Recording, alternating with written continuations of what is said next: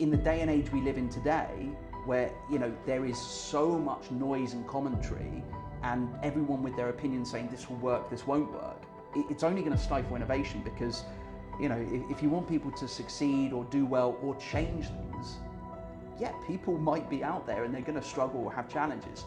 But if it's with the right intention, you kind of want to get behind it and back it at the same time.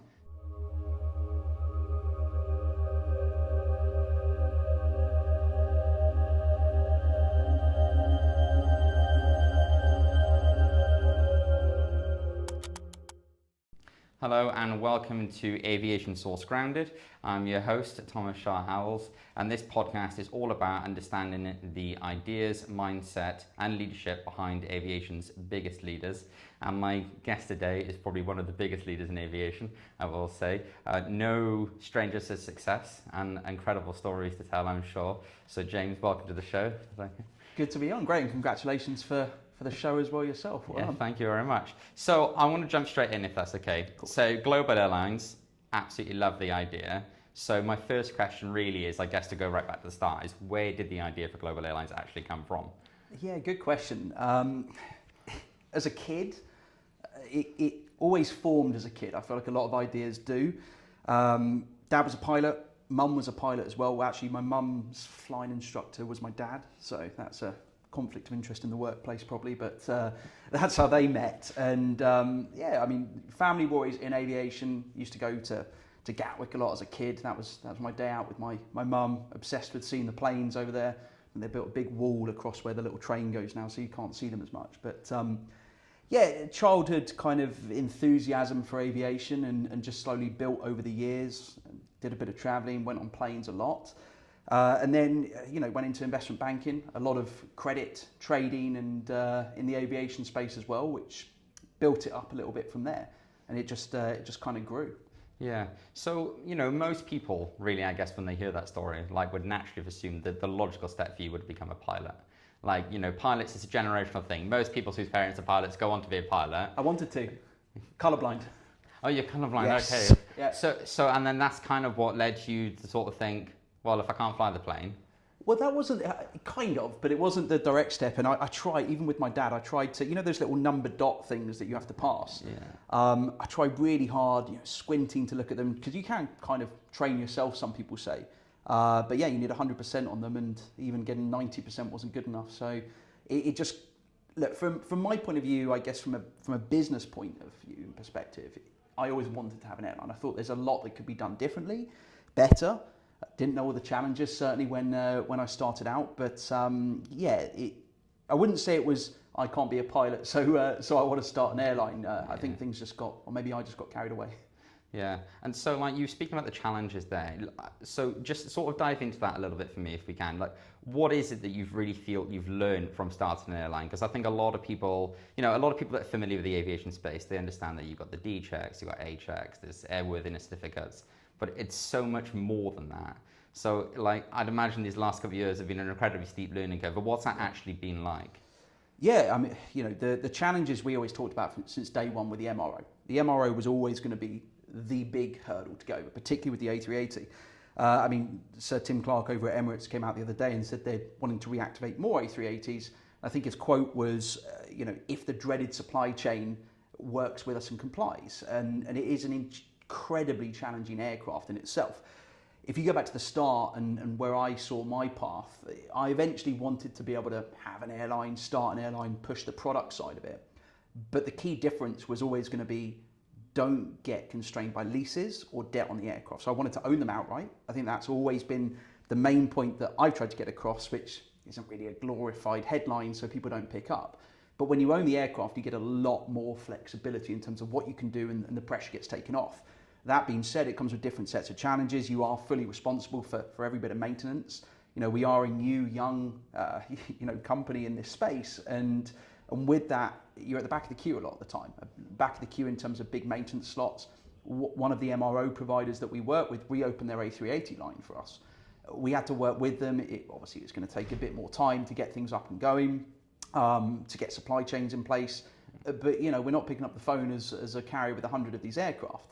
And so it does come with its own set of challenges. But look, I mean, there are some great people in this industry. There's some challenging people to work with at the same time. We're fortunate enough to have a lot of good partners along the journey. But as you say, even the main overriding aspect of safety, operational performance, those are all overlooked because they're expected. And this aircraft wouldn't fly without a toilet seat out of place. So it has been a lot. Behind the scenes, there is a huge amount of stories. We've got one of the guys in our team actually on the maintenance side, Jim. He's got decades of experience. He kind of jokes and says one day he wants to make a musical about all of the stuff and the drama behind the scenes. But you kind of deal with it and deal with the ups and the downs and many downs. I mean, there's even one example. You remember the power outage at Heathrow recently? Yeah. It just so happened to be on a day that we had a spare tyre for our aircraft that we had to have a flyaway kit. One of our tyres was going through customs, landing into Heathrow. Had to be that day. And it was very specific timeframes that we needed it for flights that we were doing. So there's 100 stories like that. And you just almost come in every day expecting another challenge to happen. And even as a passenger, you go to an airport and you're kind of checking the board. Is it going to be delayed? Is it on time? And there are hundreds of things before that happens that get to that point. Yeah, so you talk about the MRO there a lot for the aircraft. Would you say that's probably been the biggest challenge Without that you've doubt. ultimately faced, really? Without a doubt. And even right now, I would love to be flying tomorrow, doing more A380 flights tomorrow. But if you go and pick up the phone, same as if you pick up the phone to Boeing and Airbus right now and say, I want to order a wide-body jet, you're looking at 2031, 2032 for deliveries of 777X, A350s. 2032 is really when you're going to get aircraft. So you can come with every grand plan that you want, but you've got to work with the OEM constraints. And it's the same with the MRO. If you picked up the phone and said, I'd like to put my aircraft into a slot, you're probably looking at a couple of years from now to be able to get the next slots unless you put them out. And it all comes back down to, you kind of see people that may not understand aviation, certainly haven't worked in aviation, that might comment on blogs and say, nothing's ever simple with Global. Well, no, it's not. We're the only people to have ever brought back an aircraft out of the desert before. And it was a huge challenge in itself. And then, some people say, well, you flew with the landing gear down across the Atlantic. Not by choice, we didn't. The fuel burn on that and the inefficiencies, it's not like we wanted to do it by choice. Yeah. But, the details behind that, for example, and actually it was some old lampposts as the reason why, because the wings are too wide. So it's on one of the Foxtrot taxiways that could only take a 500-ton aircraft because it was too heavy to park anywhere else. And what happens when you've got the landing gear that's even a millimetre or two out of place, the main gear on the gravel, the main gear on the tarmac, a little bit of the gear over on the side of the gravel, your proxy gear sensors go out of place, which means gear swing, put the aircraft on jacks, pretty simple job. Where are you going to find a hangar to do that in the US? There is very limited, there's one commercial hangar, the Qantas hangar at LAX. And so it's a case of you could sit there and you could wait for 12 months, at which point you're chasing your tail and you've got more airworthiness directives on the aircraft, and it takes even longer, and you could get in a place where you don't have the tooling in an environment like the Mojave, and then the aircraft dies. Or you can try and work through it like we had to do with Airbus and partners and find a way through simulator training to say, well, hang on, if you're flying across California to the UK with a stop in Montreal, what's your fuel burn? How's that going to work? Where's your diversion airports? It was a necessity, and it's one of the many kind of things that come back down to, if we could just pick up the phone and say, we want to input this aircraft into a 12-year tomorrow, it would be easy, but it's not. So there is absolutely no doubt that almost every delay that we face, or any 380 operator faces, is the fact of the MRO. Yeah, so I think then obviously the natural question that a lot of people land on with that, and it was one, personally for me, I love the A380, so I'm a big supporter of it, as you probably well know.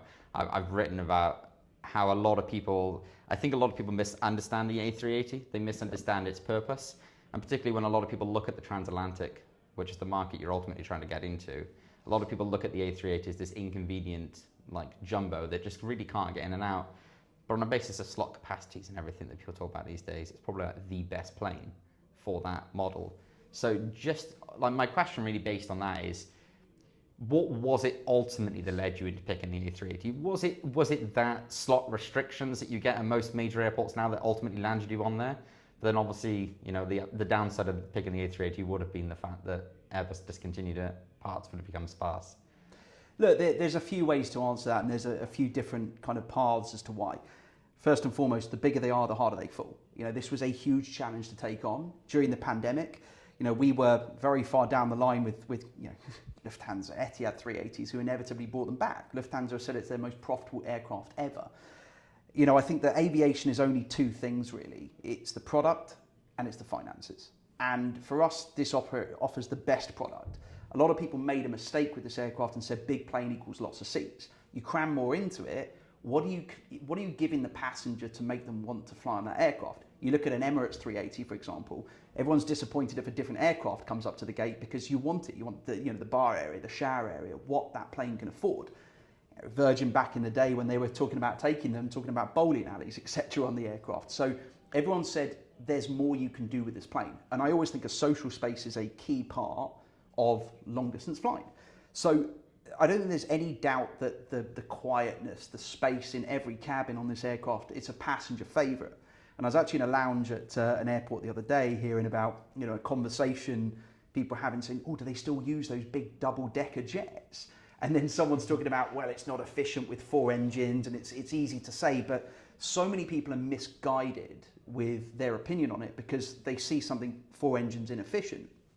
I remember for years there was a debate about Rolls-Royce and the engines there and everything that happened with an uncontained engine failure. And it's not, because Rolls-Royce invested a lot into it, they improved, and the other engine manufacturer doesn't exist anymore because it was a partnership. So essentially, the airlines have to be the OEM of that engine to keep it serviceable. And so Rolls-Royce is by far a fantastic engine for this aircraft, and they've invested a lot into it. So, but because you see glorified pictures out there from, the 2011, etc., people make a judgment very quickly, and it's not necessarily right. The other, with the A380, the wings obviously, not necessarily looking at the model, the wings are big, and it was designed for a stretched version inevitably, and the engines were designed in the 90s, so there are elements that are not efficient about it. You could look at a different argument and you see other aircraft types that everyone's pushing for a few percentage points of efficiency improvements in engines, and they're becoming more unreliable because of that push for efficiency. So there are certainly and were elements that can improve with that aircraft. You could look at a negative angle and say, well, they're not producing it anymore. But from our perspective, back to the bigger they are, the harder they fall, we saw an opportunity. And the whole aspect for us owning our aircraft means that we don't have this kind of continual noose around our neck with leases and debt. And at 440 million list price, it's very difficult to make work. We certainly didn't pay that when we bought the aircraft, but it has meant that by not making it and by Emirates still using them till say 2043, there is value in the parts and the aircraft. And so you can't look at one thing from just one lens, which again is what people sometimes make the mistake of doing. You've got to look at it in terms of, yes, it's difficult from an operational point of view sometimes because the parts constraints. From a financial point of view, it's better, and it actually doesn't just hold and retain value. I was called a crazy person for buying 380s. I spent 2 years at least defending it when everyone said they're never going to fly again. You have people that are CEOs of airlines that made statements saying it will never fly again, who look pretty silly now. But those comments kind of get washed under the rug very quickly. Yeah. And there is a big future in the plane. That being said, it was an important foundation to say what we're doing is different and taking on a very big challenge. And we could turn around and do it the easier way. I think that's what sometimes some of the confusion. People expect you to go and look at Kappa data or Cirium data and say, we found a niche route and we want to lease a couple of aircraft to do that route. Well, if you find a niche route that no one's operating, you might look smart with the data, but you've then become 100% of the market share. Congratulations. You have to create the demand, work with the hotel groups, the tourist industries. And we said, we don't want to reinvent the wheel. We can look at demand-heavy routes, and we can offer a competitive product on that at a competitive price because of the size of the aircraft. And you can't again then look and say, well, demand for air travel is going to be going up by 2035 and 2040 to these levels, and only have what we have in front of us now. And it was a great feat of engineering. Regardless if you love it or hate it, if the alternative is to sit there with re-engined twin engine models of aircraft for the next 20 years, the demand and supply is at a breaking point and it doesn't work. And I do sometimes think that you kind of got to back people doing things differently. Yeah. Everyone claims and wants to be an aviation fan and fanatic, but you've got to look at the innovation side and get behind it, and innovative companies. And March 5th, 1936, first flight of the Spitfire. March 2nd, 1969, first flight of the Concorde. That's less than 33 years between the Spitfire and the Concorde. Yeah. And there's an innovation scale that's huge. The 747, Juan Trippe it was 1966. Juan Trippe turned around and said to Boeing, if you build it, we'll buy it. And on a handshake, Boeing turned around and said, if you buy it, we'll build it. On 25 orders for a 747. In the day and age we live in today, where there is so much noise and commentary, and everyone with their opinion saying this will work, this won't work, it's only going to stifle innovation, because if you want people to succeed or do well or change things, yeah, people might be out there and they're going to struggle or have challenges. But if it's with the right intention, you kind of want to get behind it and back it at the same time. Yeah. So really, my next question would kind of be related into that. So you talked a lot about the negativity. Obviously, when you initially launched the event back in London those years ago, well, it feels like that's like a small lifetime ago now, I'm sure, when you made that announcement in London. But how do you sort of deal with the negativity that people throw towards you regarding this project? Because, like you said, a lot of people, they look at it and they just go, oh, the idea of an A380, Heathrow to New York, it's done. BA owns it. But in reality, there is an insanely large amount of demand for it. Yeah, I mean, look, I think that the traditional media has been pretty good. I think it's more kind of bloggers, and I don't know if it's out of jealousy, etc. But the fact of the matter is, at the start, everyone said we would not own these, we would not take off, we would not fly passengers, especially across the Atlantic. And we've done it. We've proven people wrong. So I think that to change the narrative and now say, well, you don't fly enough, or this is going to be a challenge, the very people that kind of come out with negatives have already been proven wrong. It tends to be, and I just don't really understand it, because, like for this, I want you to do amazingly and succeed. And I think that a lot of people, especially around aviation, it's impossible. I mean, even to me, right, if I look back as a kid, to look at, what we've done already, it was a dream, it is a dream. And I think that the team, we've done an incredible job so far, and there's a long, long road ahead of us in terms of where we want to get to, and it doesn't happen overnight. But certainly the negativity I don't understand, because you can sit there and no one's going to try and start an airline with an A380 and say my ambition is to be bang average. You want to be different, big, and have ambitions. The old saying, shoot for the moon and you might hit a star. Or, a pedantic blogger would say, well, how can you miss the moon? It's 3,500 kilometers in diameter. So, you've got to have that ambition.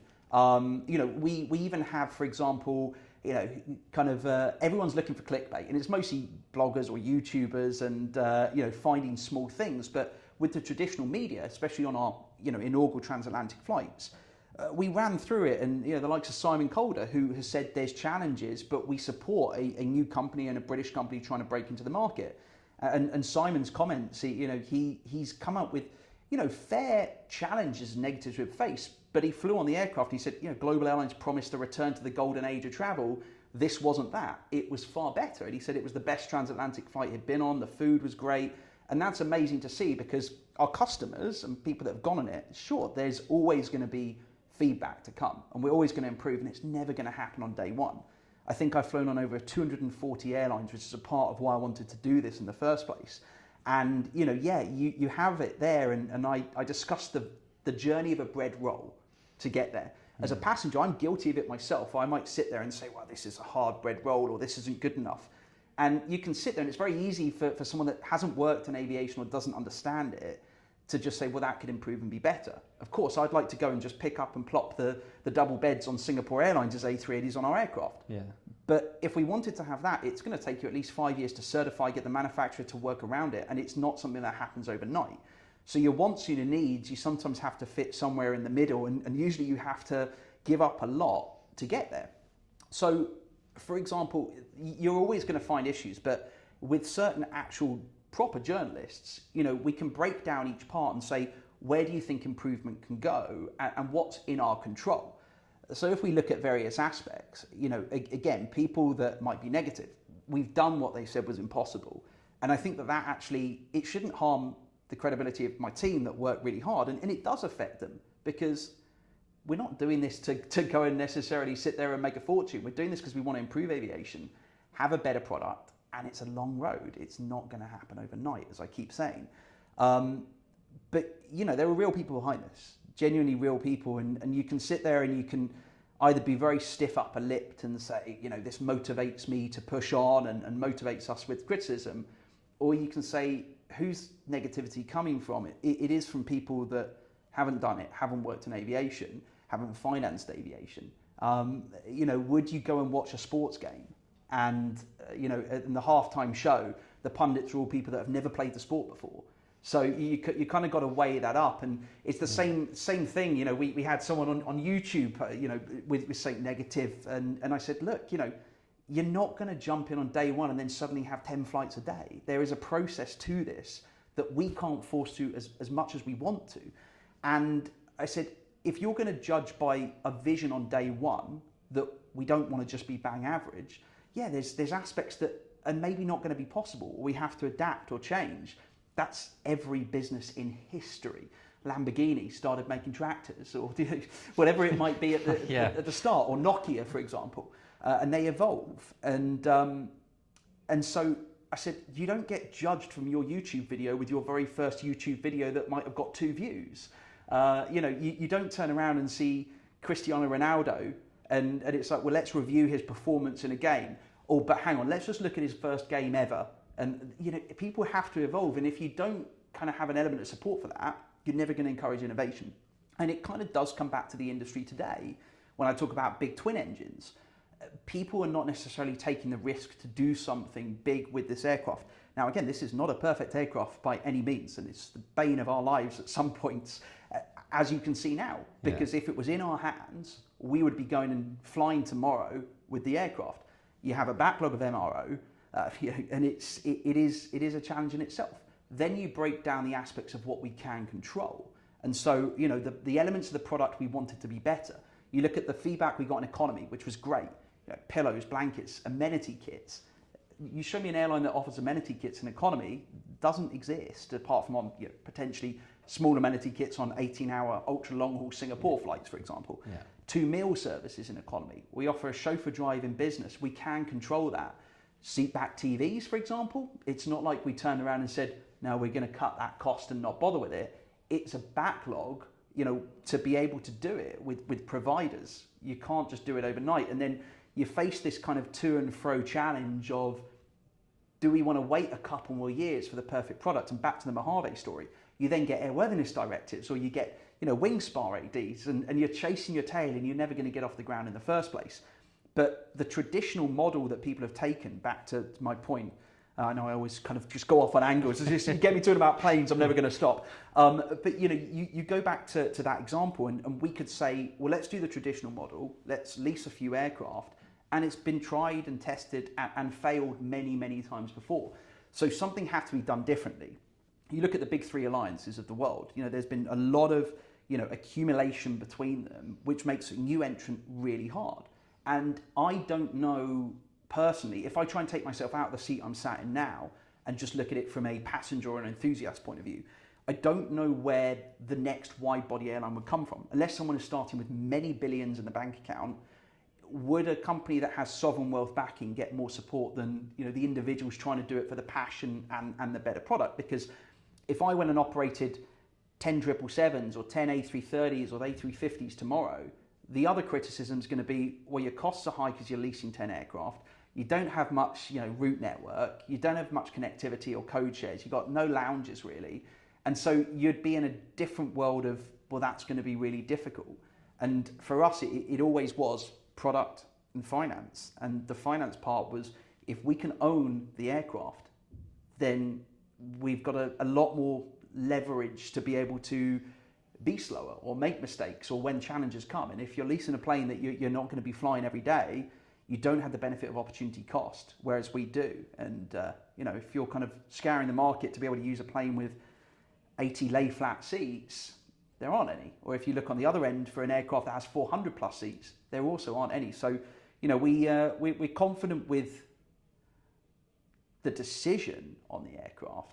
it's and we're confident with what's coming down the track next. And a lot of it I wish I could talk about, but I think going and continue to kind of come back to the negatives, the positives are huge. And I would say that the majority of people that have flown on our aircraft as paying passengers have been overwhelmingly positive. You look at some people and it's all about clicks a lot of the time, and the headline that people run with. There's a very well-known, I'm not sure what to call them really, blog company. They have a social media part, and they came on and they did a review, and I think they rated us 4.5 stars out of 5. And it was wonderful, they were lovely. But the morning before one of our flights, they did, I think, a TikTok or something and compared us to the Fire Festival of the Sky.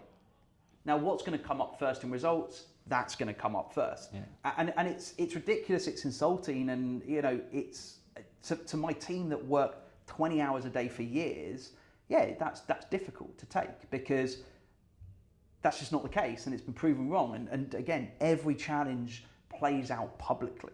I wish that we did not have to be in the microscope as much as we are. We get nothing from it. There's no kind of high fives or pats on the back when there's media about us. Unfortunately, when you buy the biggest plane in the world, actually the first one that we entered into agree, the seller wanted it out there in big lights and bells and whistles, and you can't go back at that point. So everything kind of became a focal point, and every single mistake did. But I guess pose the question to people that everyone goes through issues, personal, work-wise, you name it, challenges. But imagine that every single time that you're going to face an issue, there's a headline about it. And we're not talking about a major airline with 200 aircraft, 100 aircraft here, where there's a consortium. We're talking about genuine individuals that back this, that care about it. And people are making money from a few clicks of having negativity. That's a pretty sad place to be in some ways. So there's certainly that element where it spurs us on, but there's the element as well where I think that people that would still promote negativity, let's call it, have to ask themselves, do you actually understand aviation and the market? Have you worked in it? Do you support aviation? Do you support a new entrant? Because if you're going to laugh at someone wanting to have an ambition and having challenges but still proving you and everyone wrong at the start, what's the objective? That's always kind of the question that I would ask. Yeah, well, that's completely fair, I think. And I remember when somebody presented this sort of like this view in negativity towards Global at the start, and they were like, well, what do they know? And I was like, well, in fairness, James has flown around the entire world. So I think if anyone knows anything about airlines and the services that are required to make it sort of work, it's probably him. Well, yeah, that's the passenger point of view, but I say it's about the product and the finances. And the reality of the situation is, my 9 years in investment banking, I did a lot of aviation financing, on A380s particularly, airlines, manufacturers. I've done a lot of that side, which is quite important. So that's where my actual experience comes into this. It's not just, I've decided, I'm going to randomly go and purchase an aircraft. There's some experience. And even going back to the early days and trying to gain the credibility in the industry, and early days where, a manufacturer, brings it down to two, we're sat in front of, and over my banking career, I'd funded hundreds of millions into them. So I knew their numbers quite well. And I sit there in front of a group and I get told, well, James, you don't understand the numbers, which is kind of red flag to a bull, because I may not have sat through, an experience through an airline, but I've always been in aviation behind the scenes. And I sat there and said, well, the refurbishment cost of the cabin, they said, your numbers don't add up to what it should be.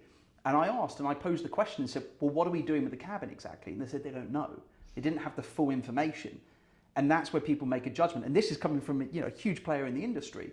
And actually, the number that we proposed to do, we did it for slightly less. But again, it's riddled with challenges along the way. We didn't necessarily, and for our first flights, we didn't do everything we wanted to with the cabin because it was out of our hands. And back to the double bed example, you just can't do everything that you want to do. But it does, I think, from what the team here have done, you could look at a different angle and say, major airline, you have everyone with roles and responsibilities, and they're different parts of what they do. Here, we've been doing everything. My team, if I put my team toe to toe with people that have many years of aviation experience running airlines, I'd back my team, because we've had to do it from the ground up. You know, you sit and you look, go back to the start in Mojave, or go back to even before that, the secondary market of the A380. Who created that? I mean, Global Airlines was there as the first. So we may not have an experience, but we've created that market. And, you know, we began from there. You know, where do you price it? Which aircraft are you identifying to take? There was an aircraft before this one that we didn't take because it would have been too complex and expensive with the interior modification. It was a major modification, SEC, everything that comes with it, and we didn't want to go down that route. Then you go and sit there and you could have people with 40 years of sea level experience that run an airline. You go and dump an aircraft in the Mojave Desert and say, get it out.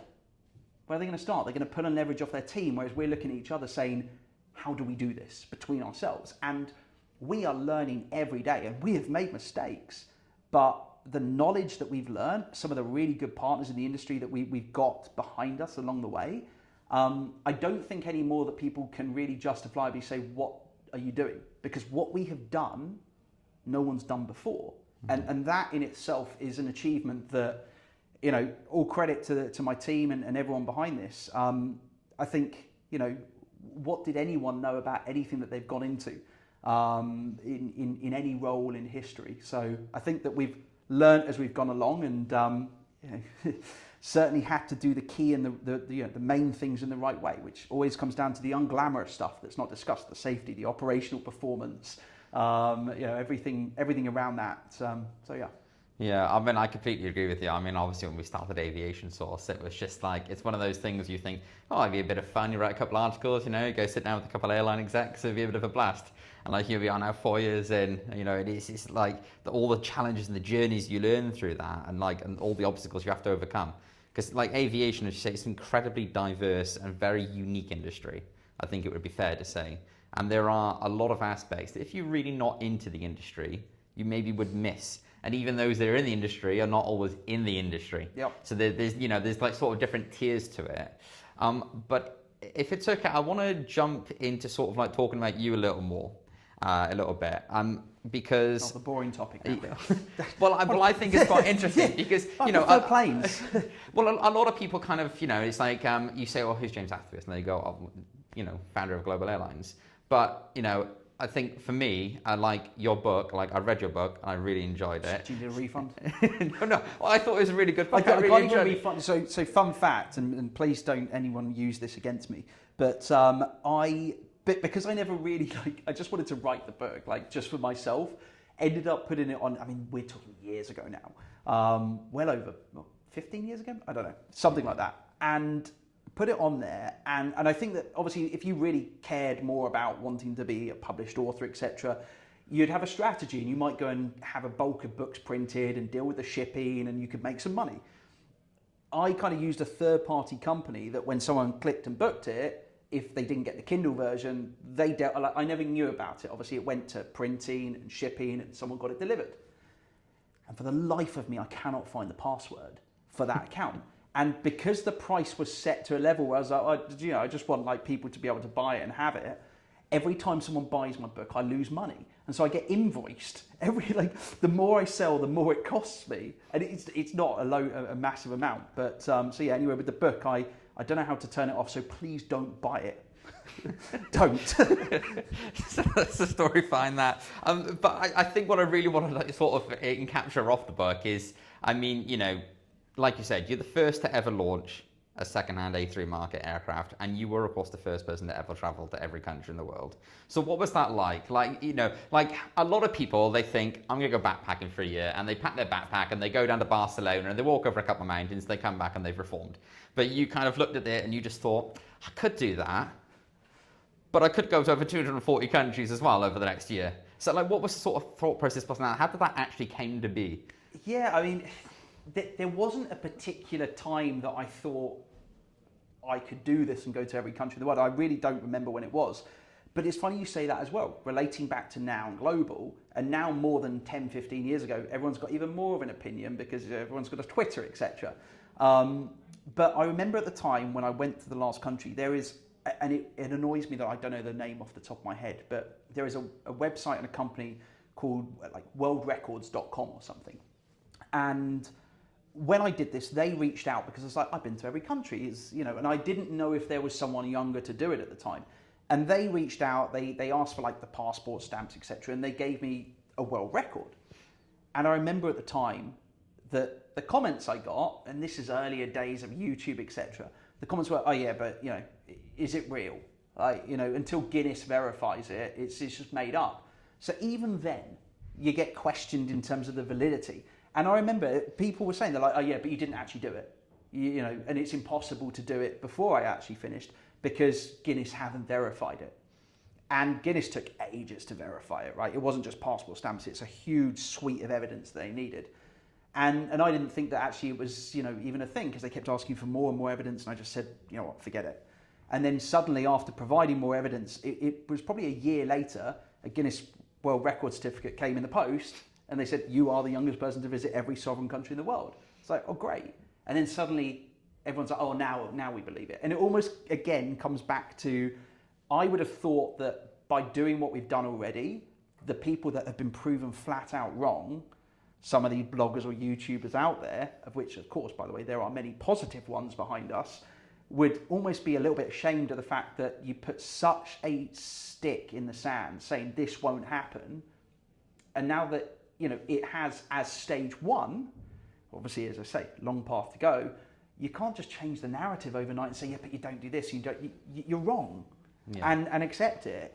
And that means a lot to me because I see how hard my team works on it. But it's an important note with that, and I know I kind of pivoted off there, but it actually was an early example of, I guess, doing something in my life that everyone said, couldn't happen or didn't happen until a certain kind of metric was reached. But no, back to the question, sorry. Look, I mean, I was kind of that kind of get a backpack and go off kind of person. I had no interest in traveling really. And my two best mates, we ended up going and volunteering out in Vietnam. We built some homes during monsoon season in a place called Mito. Apparently there was a Mito 1 and Mito 2. That's a story for another time. And we got lost, of course. And I'm not sure if those houses are still standing because we just wanted to volunteer and we put the money into buying the resources to build them. Met some great people, and then we did a bit of the Southeast Asia, classic backpacking circuit. And I thought I was going to go off for a bit, few months, do this in summer and come back and be like, yep, I'm done. I've kind of scratched the itch. I got carried away. I think I booked a flight pretty shortly after that to Cairo and went from there. And I just kind of kept going until I thought, well, how many countries are there? And I thought, has anyone done it? And it was the best education I had, I thought. I went to LSE, and studied there, and I wouldn't say that taught me a lot of real world experience. It's more a case of how hard can you make a course to go into investment banking or finance and tick a box, really. Yeah. The traveling I did around that was definitely, I'd say the best education I had. In the book as well, obviously you mentioned that you do travel to like a lot of dangerous countries. What we would define as dangerous countries? I mean, maybe obviously your insight into that will probably be different because how we often view a country is very media driven. But would you say that sort of getting over those challenges has really ultimately put you in the perfect place to come over any challenge when it comes to global? Because I mean, if you can ultimately navigate aspects like that, then suddenly in the workplace, nothing really seems to faze. Well, that's me, I guess. But there's other people around me. There's my family. My parents are the loveliest people you'd ever meet. And why should again? Imagine someone's kid is going off and trying to race go-karts or play football and follow a dream and work really hard for it, and then you got some absolute, edit the word because I've got some language I'd use, someone that has no clue about aviation saying, well, that won't happen, or they're just trying to get their own clicks for it.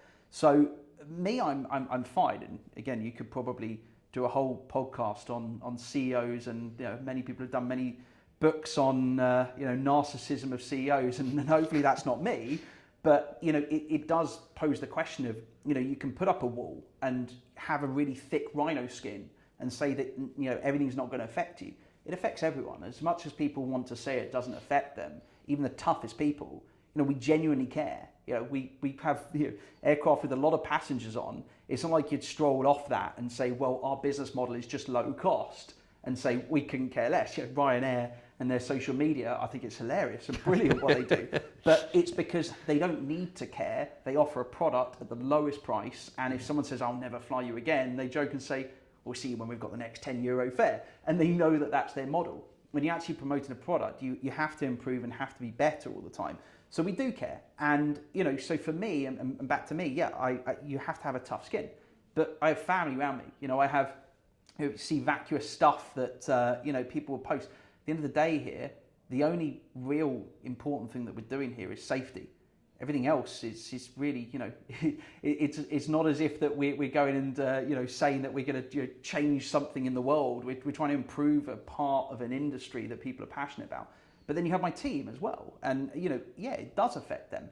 So as much as I could say, well, it taught me about lots of situations and being able to navigate my way through them, I'm just one piece of the puzzle here. Global Airlines isn't just me. It's a lot of people around this. And, I think they could probably do with, people that I've seen others that talk about being kind and spreading kindness and then write absolute troller, which is just either wrong or critical. And it's ironic at best. So I wouldn't even say that what I think is too relevant there, because I'm one piece of the puzzle and cog. Yeah, when it comes to global then, just like really on that, like with your team, have you found that really with a project like this, because it is so unique really to launch an A380 and into a whole new market just like that, just as a single only A380 operator, do you find that like sort of having that mix between like a team with a lot of experience and that younger generation coming in as well? Because obviously with the younger generation, they've all come with these fresh ideas as well on what it might be that the next group of travellers are going to come through. Because I think it'd be fair to say that a lot of the criticism that Global gets is kind of from the older traveller groups. It doesn't really come from what I've noticed. It doesn't really tend to come from the younger generation. Because they're all about that, well, I want to experience really nice travel and I want to enjoy it. And for me, it's like that's where I think Global just sort of lives. Because, like you said, like the golden era, it's better than the golden era, because we don't have to sit in a 1960s cockpit with curtains. But that's actually an interesting point. On day one, when you have a vision that will always adapt and change, golden age of travel doesn't necessarily mean that it's going to be just, like everything is absolutely the best. The golden age of travel, when you look at it, was, what was first class back then in the 70s, the 80s, the 60s even. It was seats that would be barely premium economy today. The actual hard product on aircraft, especially in business class, has evolved so rapidly in the last 15 years, it's unbelievable. And it's a great testament to this industry. But then you look at other things, like, you look at carts coming through of like freshly carved meats on planes. That's the golden age. It's the soft product, it's the food, it's the beverage, it's the feeling. Everyone talks about the crew with Pan Am and walking through airports and seeing that, and that feeling of, going on a comet, etc. And it was, so the golden age is more of what that means and represents. And what we're trying to do represents something as well that we think is about connecting people in the world and having people that have a certain feeling that comes behind it. And a lot of people that reach out with support and people that are partners of ours and our staff and colleagues that support what we're doing, it means something.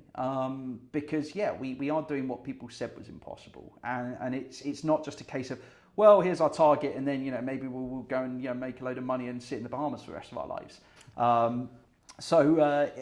It's there's kind of a lot more to that. Yeah, and we always do a little bit of a segment towards the end of the show, and it's kind of a thing, if you're okay to take part. It's a question about what sort of advice would you give to young people in regards to this? Because obviously a lot of young people, there's people out there that might be interested and want to be a pilot. Maybe they want to work for Global one day, or maybe they think, actually, James inspired me, I'm going to go start my own airline. What advice would you sort of give to people that are thinking like, how can I do the next big thing in aviation? Well, advice on airline. I'll give you a snippet of a story. A couple of weeks ago, I was on an A380, not ours, just flying, and I think one of the crew was looking at me, and I was just sat there at the back of well, it's actually the bar on board, so kind of gives it away. It could only be four or five, and I'm sat there just like wandering around, and they're looking at me, and I just kind of stopped and said, God, I hate this plane. And they were like, what? And I said, I'm just looking at different parts. I'm looking at the slides, like, the backlog of slides and overhaul with those at the moment, and every part of it. I look at it in a slightly different way. So, and almost every flight I go on, where I have great crew on British Airways and all other airlines saying, we love what you're doing at Global, like, best of luck to you. And I kind of just sit there and say, I would not recommend it. But again, I guess that's, if you don't do it differently, I don't think you're going to do it at all in this industry, because I just don't see, back to my comment about where do I see it going, I don't see where, as a product or a wide body operator, someone's going to necessarily break into the large airlines. So yeah, it had to be a bit different. Wouldn't necessarily recommend young people doing it the way that we did. But I mean, look, the advice, firstly, you've got to be passionate about it until you are blue in the face, because you are going to face challenge after challenge. And again, I genuinely, without getting a tiny violin out, I genuinely believe that we've had to face challenges that no one should. No one that's starting, any company or let alone airline should, have people that maybe because they're jealous or don't understand it, whatever it is, being negative. I think that people should be like, if you've actually genuinely done something wrong, then here's some criticism or here's some positive feedback. But one of the things for me at the start was always going to be, I know that this is going to be tough. To your question about going to every country in the world, I know it's going to be tough, but I know what we can do, and I know the perseverance in myself and the colleagues I surround myself with. And when it gets tough, you cannot throw in the towel necessarily. There's two different schools of thinking in that aspect, in terms of know when to call it a day and never give up. And it's usually the people that never give up that kind of go on to get to different levels. You look at Barron's in 1999 with Jeff Bezos, who had a drawing of his face called Amazon.bomb, that they were going to go under. And I think their share price went down by 90%. And Jeff Bezos was very calm about it and said, I do not mind being misunderstood for several years with our strategy, because we back it. We back the fact you own the aircraft, the whole game changes. There are some negatives of it, but the first point I would say to young people is back yourself and back it, and know that there's nothing else you necessarily want to do. I kind of get the topic raised about serial entrepreneurs. That's a skill in itself, moving on from one business to the next, homing in various elements of a strategy or skills you might have to improve a business or move on to another one. For me, this is it. This is the passion that I have. I have no interest in doing anything else. And so there is a clear objective that's unwavering. So you have to be just beyond deludedly passionate about it. And you almost have to be delusional at some point. You have to say, this is the end of the vision. It's never going to be like that on day one. And it's going to be so much ups and downs in between. But I have an idea of what I want the end goal to look like. And it never happens on day one. The second one is, certainly be careful who you take advice from. And in this day and age, there's lots of people that have very wrong, bad opinions and bad advice as well. But if you're interested in something and anything, just learn from it and learn from the people around you. And myself as well. Yeah, back to product finance. There are elements of this business and industry that I think I know very, very well. There were elements that I didn't have a clue of at the start, but the knowledge kind of sponge that the team around me and we've obtained, we could talk about probably things that many people wouldn't have a clue about, because we've had to live through them, from getting this aircraft in the sky, successfully with a C of A and carrying passengers, and it's been a learning curve that has been so steep and continues to be steep. There's more to learn every single day. So learn as much as you can, and from good people around you. Build industry relationships and industry expertise. Ourselves at the start, and I see it all the time. Someone made an interesting comment at the start of this, who was negative, and then actually turned around. They said, "Oh, you'll never fly passengers," and then they sent me a message after and said, "I'm sorry about that. I apologise, because we see so many airlines or airline concepts and ideas proposed come and go nowhere." And I see it all the time. And someone said to me early on, they said LinkedIn is littered with people claiming they're going to start something or start an airline, and you never see anything from it. And I hear about it and get shown it almost every week at the moment. And yeah, I must admit, I'm also probably a bit cynically guilty, because I know how difficult the road has been to get here and even fly one passenger, the challenges that people will face. And, so with that, you go back to the start, and industry partners will just look at you and say, well, good luck. If you're still around, in a few months or a year and you're still doing this, we might be interested in kind of moving the conversation forwards.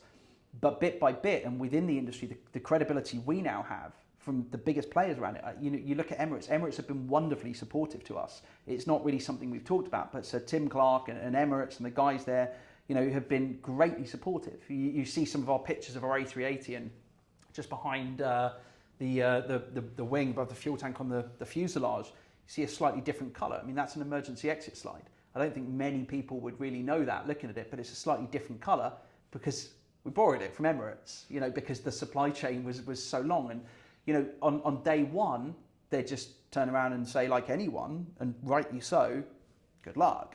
As you keep kind of proving that credibility, growing and building those relationships has been key. So we have so many relationships that we can pull on now, and we've offered out support as well, where we can within reason.